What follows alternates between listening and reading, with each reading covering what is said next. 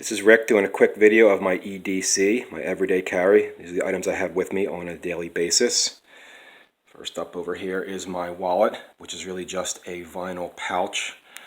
Keep all my items in. It has a belt loop on the back, which I never really use, but I like the simplicity and versatility and functionality of this, so I have this instead of a regular wallet. This is my keychain, which has a really good flashlight on it. It has the two clips here. This I taped closed so the keys never fall out. This has the hook that moves that I can attach to my belt loop.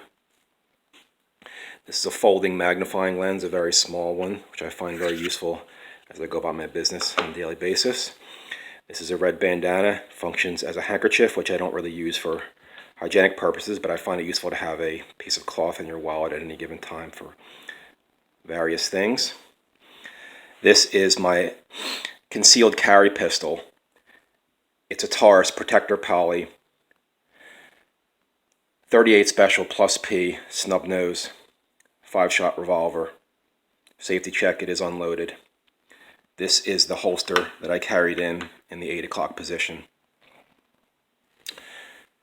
I always carry this loaded, which is not loaded right now, but I also carry a 5-shot speed strip.